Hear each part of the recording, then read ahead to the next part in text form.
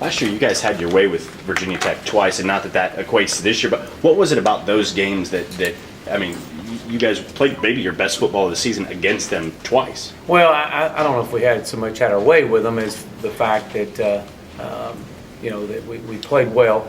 We had to earn everything we got, especially when we were up there. We didn't play necessarily as good offensive football up there, especially in the first half, as we had liked to have played.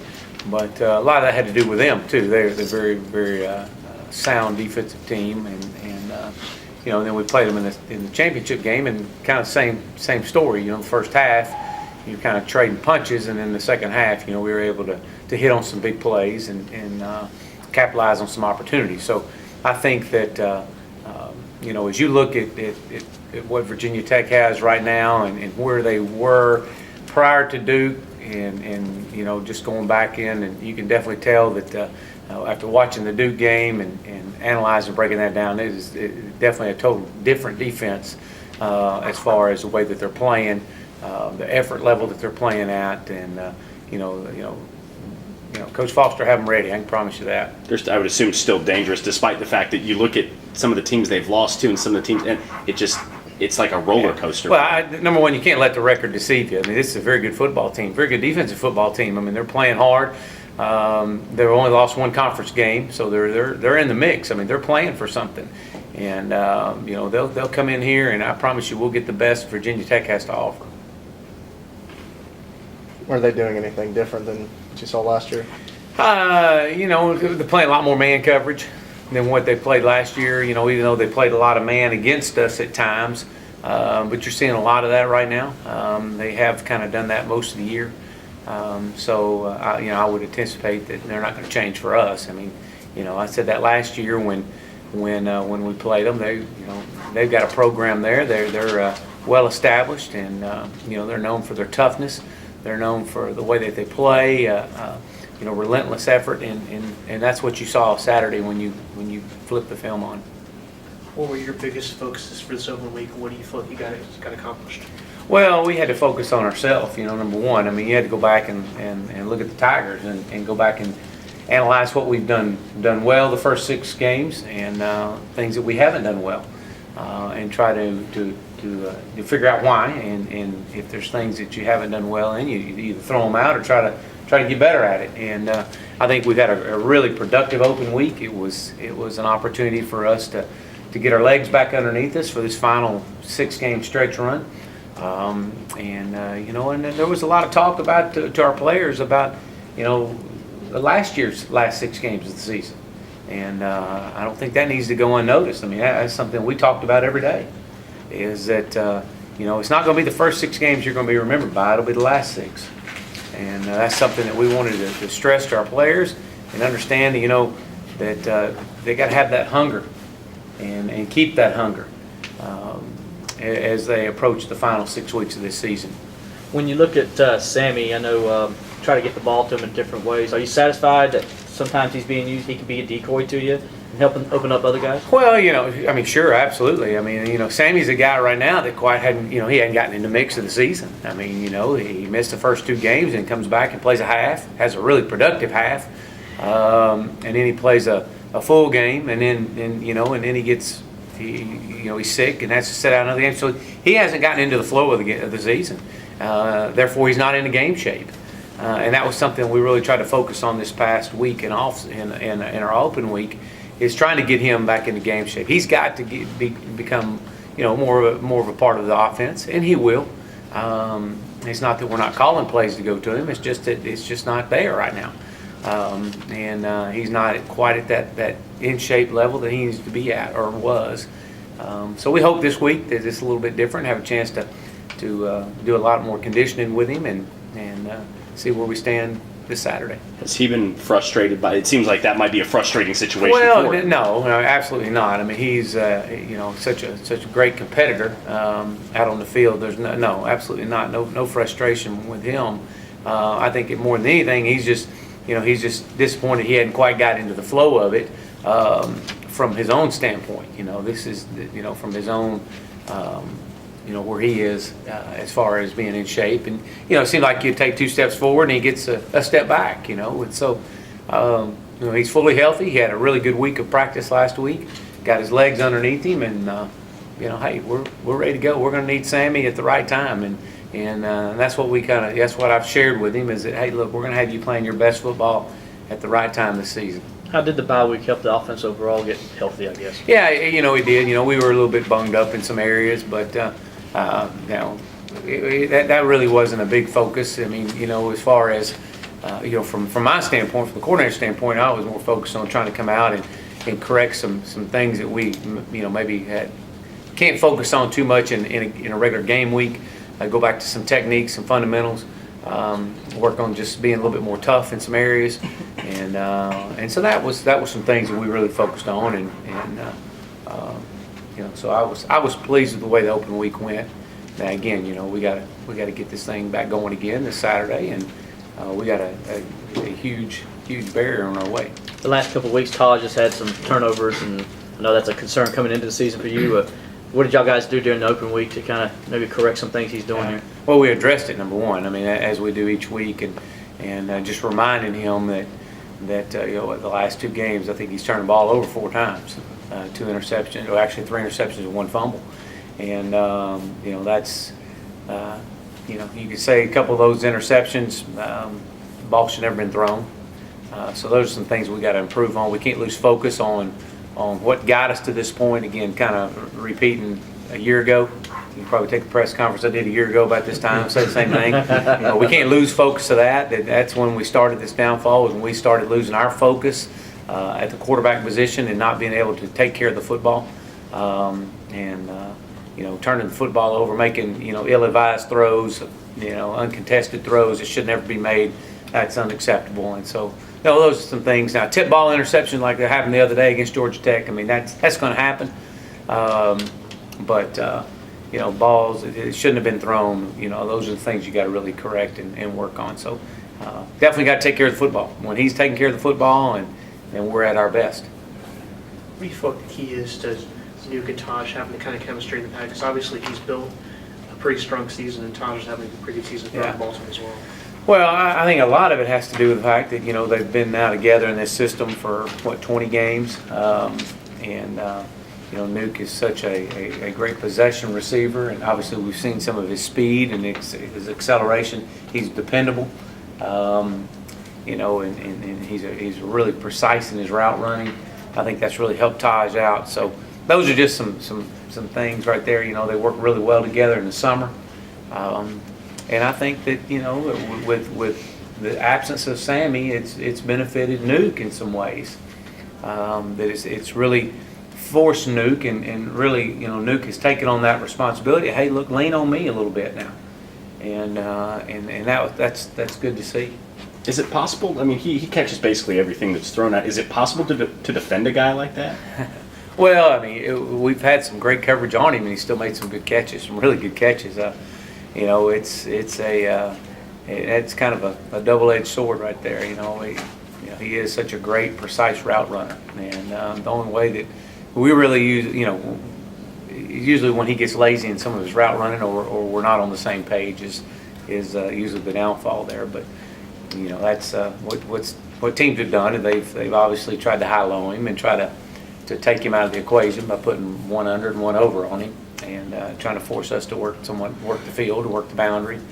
But that's the way you defend him. Looking at it, that's what teams have done. But when you do that, you open up one-on-one somewhere else, and that's where Sammy's going to come in.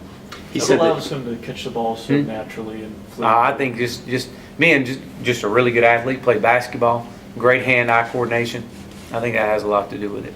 He said that playing defensive back in high school has helped him kind of know, sort of what the defender's going to. Can you, as a coach, can you see that? Yeah, you can see that. I mean, when he can see the way a safety's playing, him playing a safety at high school and playing back there, and just having the football knowledge that he has. I mean, he's smart. You can definitely tell he probably growing up as a kid, that's probably all they did was play ball, whether it's football, basketball, or whatever it was. And so he's he's a very smart football player. He's kind of a different personality too. I mean, guys having the season he's having might be shouting it to the top of on every rooftop, and he's not. He hadn't been like that. He doesn't not at all. Not at all. Matter of fact, Nuke's season's only going to get better with the addition of Sammy. because it's going to force people to play him a little bit different. He's really having to work for some areas to get wide open or to get open. And if we can get Sammy coming on, it's really going to help. It's going to help everybody out. How would you evaluate the offensive line as a whole through these first 6 games? I think there's been some improvement. There's kind of going into fall camp, the inconsistency at guard, at left guard. With David, it was Kalon and it was David, and then David gets hurt, and it was back to Kalon, and we've had Ryan Norton in there. There just hasn't been the consistency that we need. With an open week now, we should have David should be fully healthy and ready to go. Again, we got to have those guys playing at their best right now. At the right tackle position, with Gift Timothy, same type of deal. We just haven't had the consistency there that we need. And 1 week against Florida State, Gift Timothy was one of our better offensive linemen, played very well. And then we go up to Boston College, and he didn't play very well at all. And so there's inconsistency in his part, and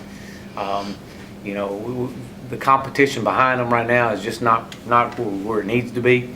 We've got guys pushing them, but they're not at a point to where they're truly threatening to take somebody's job at this point. So we hope to develop that. That's one thing we worked on during the open week, and hope that that comes, and that'll come with time. I mean, we got some young guys behind them that we're really excited about, but they're just not ready right now. Jim, do you expect to have Martavis back this week? Yes, he worked out a little bit last week, so he should be back and healthy, and that should give us a little bit more depth in our wide receiver core, which will help.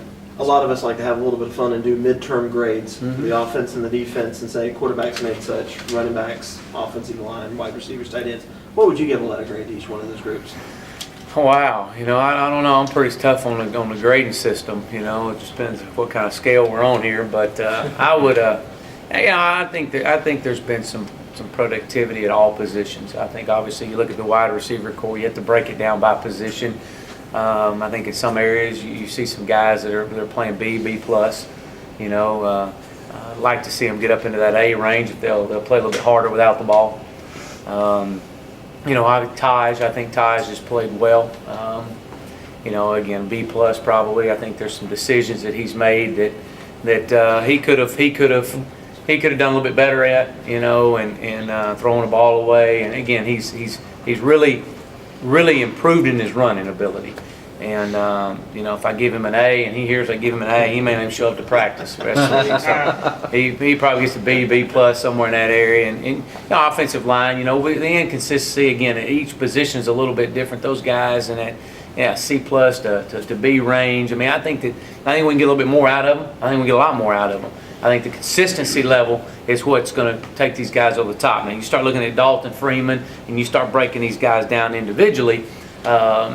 Tyler Shatley, Dalton, Tyler, and Brandon, I think you got to look at those guys, and I think they're definitely in the B category, B to B plus category. But I think the inconsistency at our left guard and our right tackle right now is what kind of holds the whole group back. And but they're trying, and they're we keep straining them, and that's we got to keep our foot on the accelerator on those guys as well as all of them. What are your thoughts on not as an annual practice, but every once in a while, going in and getting a couple of JC players to fill a need to get you over a hurdle? Well, that's a obviously that's I don't know what the history of junior college players here at Clemson has been. From what I know, that we don't recruit junior college players, and so with that being said, I don't know. I couldn't answer that question. I really don't know that. Never under any circumstance? Really? At Tulsa, we would take some junior college players now, and those guys would come in and provide an immediate spark at a certain position or two. But being here, we haven't had a junior college player since I've been here. So and there's no direction in going and getting any. How much weight did Sammy lose? I think Sammy has lost. I think he's probably lost 5 to 8 pounds somewhere in that area. Now I don't know that to be specific, but I think he's lost a little bit. But it's actually made him a little bit quicker. That's what I told him the other day. So Has he been feeling pretty good this? He has. He has. He's had a really good week last week, and we really ran him hard, and condition them, kind of put them in some adverse situations. Glad to see that. And, this will be a big week for him. We're excited about it. And I really think that what you're going to see is Sammy Watkins is going to start and peak at the right time. I think that's what you're going to see just when we need him the most, when this offense is going to need him the most, and the whole group is going to take some pressure off everybody else. I think that's when you're going to see him. And I think it's going to be a blessing in the long run. When you're looking back at the Florida State game, he kind of got pushed around in that one. Spent a lot of the game on the ground. Was that, in your eyes, purely a result of his lack of being conditioned, or was the health issues he was? Was it that early? Well, I think he was feeling bad. Yeah. I think he was feeling bad on that Friday night. I think that's when he was saying he wasn't feeling that good. I don't think it was as to the point to where, that's the reason why he was that way. I mean, I don't. I think that he hadn't had it, quite got his legs underneath him. And I think you got to give those guys some credit now. I mean, they were very physical with us, but I don't think he quite had his legs underneath him, being the 2-game suspension and then, playing a half, and just hadn't. I mean, you just look at it, it's a little bit different than coming out there and knowing that that's your 3rd game of playing, and having having your legs underneath you. But anyways. In his first 9 games, he had 500-yard games. His last 7, he hasn't had a 100-yard game. Is that a product of defenses really honing in on him, or is that something else? No, I hadn't even looked at it that way. I wouldn't. I mean, I think it's I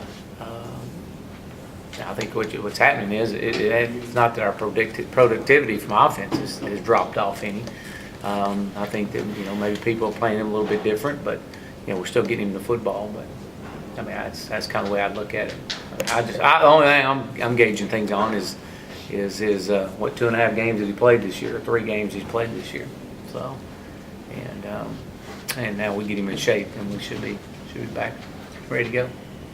Chad, obviously Sammy was a talented as a freshman is beyond compare. You couldn't keep him out of the lineup. How do you feel about, in general, freshmen making that, freshmen who can playing that kind of big a role line? Well, I think it's tough for any freshman to come in at the level he came in at and be able to produce at the level he did. And I think a lot of, back to what you were asking a little bit earlier, I think with his, he kind of surprised everybody on the scene. That was some of it. And then after those first 5, 6, 7 games, I mean, everybody knew who Sammy Watkins was. And so it makes him, he's going to have to work that much harder to get open and to take those short passes or even the deep ball throws and make some plays out of them. But I think it's tough for any freshman to come in and from a mental standpoint than anything. I think that's what you saw in us last year, especially at this time in the season last year, that you saw a bunch of young guys that were mentally taxed.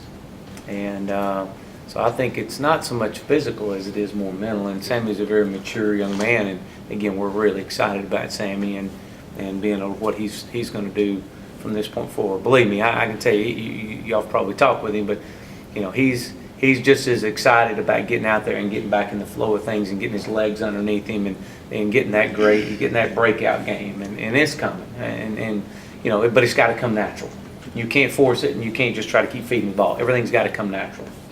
Given how young you guys were and experienced you guys were up front, can you quantify how much Dalton's meant as kind of like a coach on the field, so to speak? Yeah. Dalton is a huge leader for this football team. For those guys up front, he provides that stability. And as a young group, that's what you got to have. With Gift Timothy, I mean, he looks to Dalton and Tyler, even, Tyler Shatley, even though Tyler's probably plays as consistent as any of our offensive linemen, they look to Dalton and to provide them that stability. And Brandon Thomas being another one as well. So, the thing is, we can just get the consistency at that left guard and that right tackle that we need. And it's coming. Had David Beasley not got hurt, David was playing as good as anybody. So he provides that physical ruggedness, but it's just the fact that he hasn't been fully healthy. What do you do with an off weekend in the middle of the season? Are you taking time away, or are you engrossed? No, I love it. I tell you what, I love it. It was, last year what had happened week 9, and everybody was just on fumes. I think they came at a great time. It gave our players a chance to refresh themselves and disengage from football and from being in the west end zone, and you know, I know one thing Coach talked about was just go go do something you enjoy. You know, it may not have to do with football, just get away, and that's what we were able to do as a staff. We were able to get away for a couple days and just kind of, you know, I didn't do much. I didn't watch a whole lot of ball. I spent some time with my kids, and Mackenzie had a volleyball tournament, and Chandler had a football game. So we just kind of did nothing, hung out. You didn't wind up coaching your sons? No, but Coach Pierman and I wound up running the chains. So we were the chain crew. We loved it, loved every bit of it. We were the chain crew. You think Peak looks comfortable enough 6 games in where he can maybe emerge over the second half of the season? You hope. You hope. You know, I think Sharon's made some key catches for us this year. And, you know, to see him come on, and again, it goes back to, you just can't force things to Sammy. You got to let things happen natural. And with that comes natural. Same way with Sharon and Adam. I mean, those guys are going to be in, and they're going to get their opportunities, and they need to continue to do what they've been doing. And that's just keep letting it come natural to you. And but we're excited about Sharon. I think Sharon is going to have some key catches for us through the course of this final 6 games. Anything else? All right. Appreciate it. Thank you, sir. I didn't get a chance to grade my running backs there, huh? Yeah. Yeah, well, they get a